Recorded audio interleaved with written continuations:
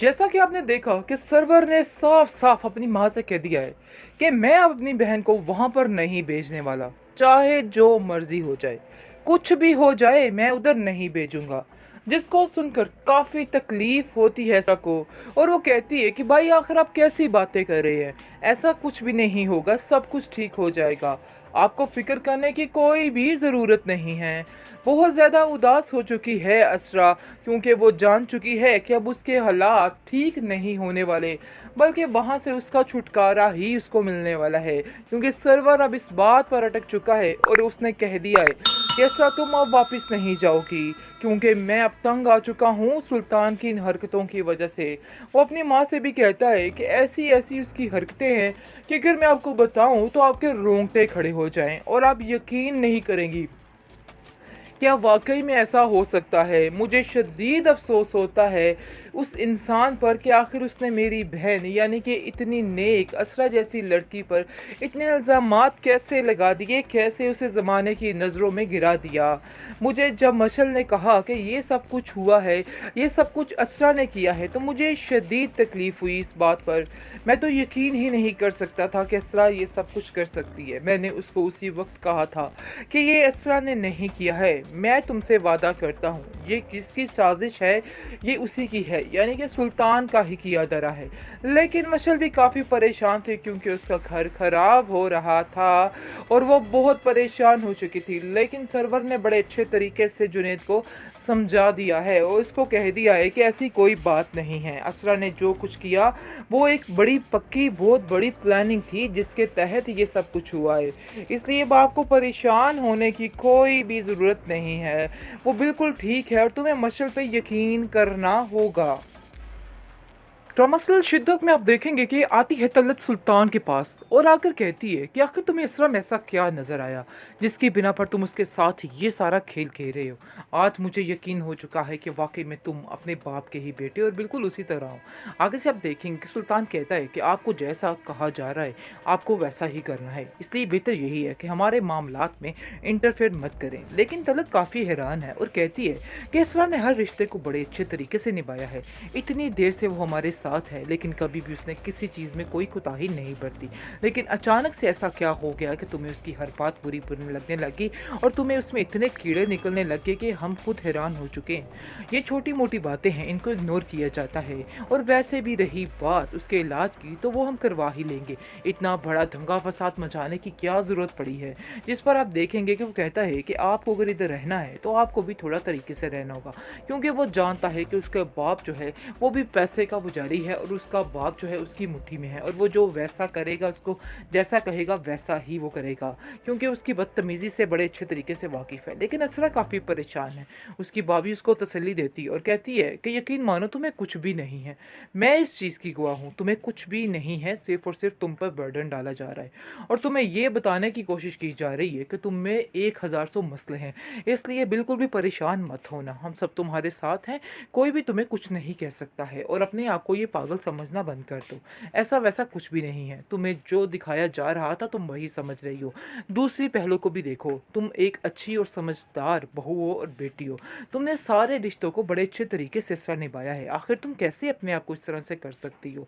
और सुल्तान की मोहब्बत में तुम इस हद तक गिर सकती थी, यानी कि इस हद तक चली गई हो कि तुम उसकी हर बात को बर्दाश्त भी कर रही हो, लेकिन अगर वो ही ठीक नहीं हो सका तो इसमें तुम्हारी तो कोई भी गलती नहीं है, इसलिए बार बार अपने ऊपर ब्लेम करना बंद कर दो। बेहतरीन ड्रामा सीरियल शिद्दत जी आप देख रहे हैं, और जिस चीज़ का शिद्दत से इंतज़ार किया जा रहा है तो वो एपिसोड जी नज़दीक आ चुकी है, बल्कि इसी एपिसोड में काफ़ी ज़्यादा ट्विस्ट आने वाला है, क्योंकि सुल्तान की अकल टिकाने आने वाली है और सुल्तान को पता चलने वाला है आखिर उसने किससे पंगा लिया। पंगा इज़ नॉट चंगा जी, बिल्कुल ऐसा ही है, इसने असरा से जो पंगा लिया है ये समझ रहा था कि बस इसकी लाइफ कमाल की हो जाएगी और इसको भी फरीज़े की तरह पागल करार दे देगा और अपनी ज़िंदगी से निकाल देगा, क्योंकि वो ऊपर से टांग रखने की कोशिश कर रहा है और बताना चाह रहा है कि असरा की ही गलती है, असरा ही इस घर में खुशहाली नहीं लेके आने देने चाह रही। यानी कि अपनी टांग ऊपर से रख कर उन लोगों को जलील करने की कोशिश कर रहा है। बहुत ज़्यादा परेशान हो चुकी है सरवत भी।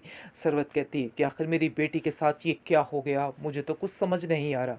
आखिर ऐसा भी कैसे हो सकता है, मेरी बेटी को पागल ही बना दिया उन्होंने।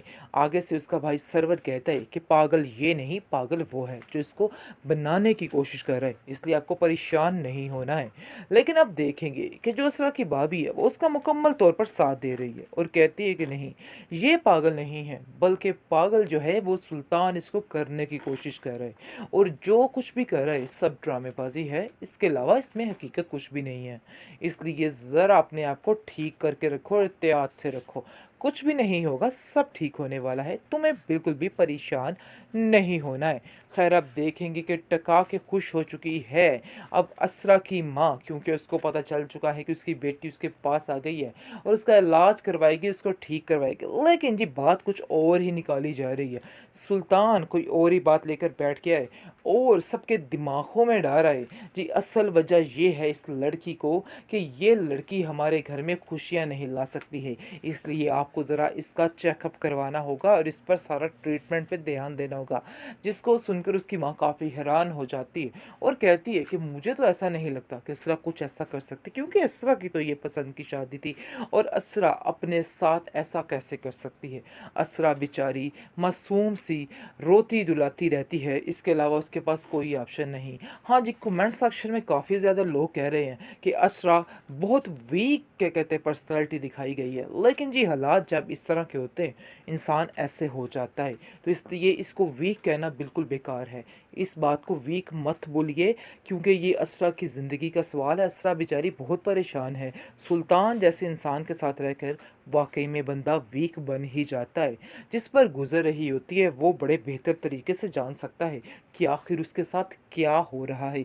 इसलिए कोई भी आप लोग ये जो कर रहे हैं वीक पर्सनालिटी, तो ये तो वो फलान टींग, इनको छोड़ दीजिए। खैर आप देखेंगे फ़िलहाल असरा बेचारी बहुत ही मासूमाना तरीके से हर चीज़ का जवाब दे रही है और कहती जा रही है जी ये नहीं मैंने किया, तो वो मैंने नहीं किया, तो मुझे याद नहीं, तो ये नहीं। बाकी परेशान होने की ज़रूरत नहीं है व्यूअर्स, देख लीजिएगा कि असरा ही बोलेगी और सब कुछ बताएगी कि ये सुल्तान की वजह से सब कुछ हो रहा है और सुल्तान का ही किया धरा है। बहुत जल्द इस एपिसोड में, नहीं तो अगले एपिसोड में ये बात खुलकर सामने आने ही वाली है, इसलिए परेशान नहीं होना है। और आपको बताते चले कि उसकी भाभी इस बात पे उसका बहुत ज़्यादा साथ दे रही है और वही सबको बताने की कोशिश कर रही है कि ये सारी सुल्तान की चालाकियाँ हैं, इसके अलावा कुछ भी नहीं है। अब उसका भाई भी काफ़ी अटल हो चुका है कि हम अपनी बहन को यहाँ से नहीं भेजेंगे जब तक सुल्तान की अकल ठिकाने नहीं आ जाती। वो लोग अब सुल्तान की अकल ठिकाने लाने की बात कर रहे हैं और तब तक उसे उस घर में नहीं जाने देंगे जब तक वो खुद आकर इससे बात नहीं करेगा और माफ़ी तलाफ़ी नहीं करेगा।